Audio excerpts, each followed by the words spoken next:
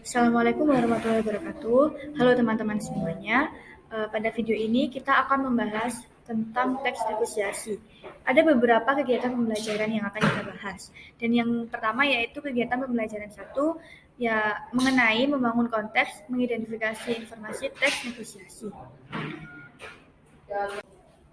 Yang pertama kita akan membahas pengertian teks negosiasi. Apa sih teks negosiasi itu? Teks negosiasi adalah bentuk interaksi sosial yang bertujuan untuk mencapai kesepakatan di antara pihak-pihak yang mempunyai kepentingan yang berbeda. Dan yang kedua yaitu ada struktur teks negosiasi. Yang pertama ada orientasi, permintaan, pemenuhan, penawaran, persetujuan, pembelian, dan penutup. Kita akan bahas satu persatu ya. Orientasi yaitu kalimat pembuka biasanya dibubuhi oleh salam, fungsinya untuk memulai negosiasi. Contohnya seperti permisi Pak, atau kita menanyakan harga gitu. Terus yang kedua yaitu ada permintaan. Permintaan yaitu suatu hal berupa barang ataupun jasa yang ingin dibeli oleh pembeli atau konsumen. Contoh kalimatnya yaitu seperti, Pak, apakah di toko ini ada barang seperti ini yang ada di foto kalian yang akan ditunjukkan, atau kalian sedang mencari barang. Pak, di sini ada baju berwarna merah dan ada pernak-pernik seperti ini. Contohnya seperti itu. Dan yang ketiga yaitu ada pemenuhan. Pemenuhan itu hal berupa barang atau jasa dari pemberi jasa atau penjual yang diminta oleh pembeli atau konsumen. Kita lanjut kayak tadi ya. Nah, contoh dialognya yaitu kalian, oh iya ini ada Bu, ini barangnya gitu. Terus yang selanjutnya yaitu penawaran. Penawaran itu adalah puncaknya negosiasi terjadinya tawar-menawar. Saat penjual itu menawarkan harga sekian, pembeli akan menawarnya. Contoh, ini harganya sekitar 200.000 Bu, bisa ditawar gitu. Terus penjual akan menawar dengan harga yang lebih rendah. Terus selanjutnya yaitu ada persetujuan. Persetujuan yaitu keputusan antara dua belah pihak untuk penawaran yang sudah dilakukan. Jadi kayak tadi, nggak bisa kurang ya Pak. Misalkan kalian menawar harga 180.000 dan disitulah terjadi keputusan atau persetujuan antara kedua belah pihak. Ya sudah, nggak apa-apa Bu, seperti itu contohnya. Terus yang kedua yaitu pembelian. Keputusan konsumen jadi menerima atau menyetujui penawaran tersebut. Saat terjadinya tawar-menawar, sebaiknya kita harus ada kesepakatan antara harga dari penjual dan pembeli. Terus yang kedua yaitu penutup, kalimat penutup atau salam. Pasti penjual itu akan menyetujui harga yang ditawarkan oleh pembeli, dan pembeli ini akan mengucapkan kalimat penutup seperti berterima kasih atau mengucapkan permisi Pak, mari Pak, seperti itu.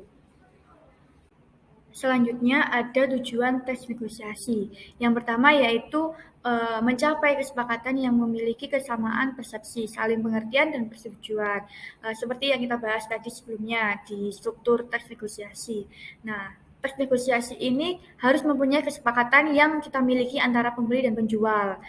Dan kita harus saling mengerti kondisi barang yang ditawarkan oleh penjual dan disetujui oleh pembeli. Dan yang kedua yaitu mencapai penyelesaian atau jalan keluar dari masalah yang dihadapi secara bersama. Terus yang ketiga ada mencapai kondisi saling menguntungkan dan tidak ada yang dirugikan. Contohnya tadi, pembeli ini menawar harga sekian dan pasti menurut penjual, oh harga ini sudah ada keuntungan yang didapat, seperti itu.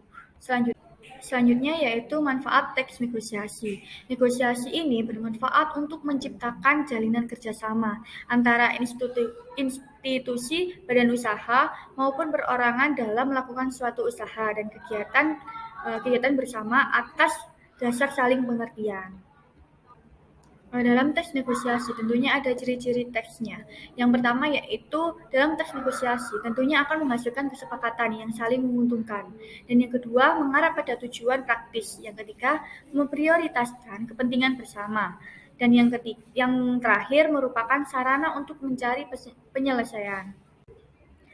Untuk materi yang terakhir yaitu ada jenis-jenis teks negosiasi. Yang pertama, negosiasi berdasarkan situasi. Ada beberapa negosiasi yang berdasarkan situasi. Yang pertama, negosiasi formal.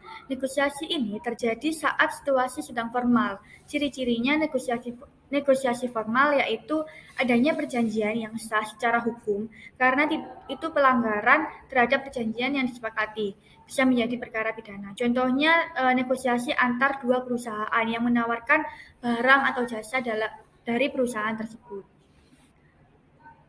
Yang kedua ada negosiasi non-formal atau informal. Negosiasi non-formal ini terjadi bisa kapan saja, di mana saja, serta dengan siapa saja. Karena negosiasi non-formal ini tidak membutuhkan perjanjian khusus atau yang mengandung hukum. Dan yang kedua yaitu ada negosiasi berdasarkan jumlah negosiator. Yang pertama, negosiasi dengan pihak penengah.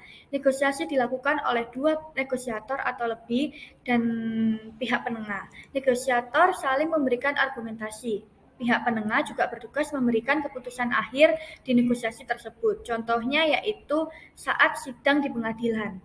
Pihak penggugat dan pihak tergugat adalah pihak yang bernegosiasi.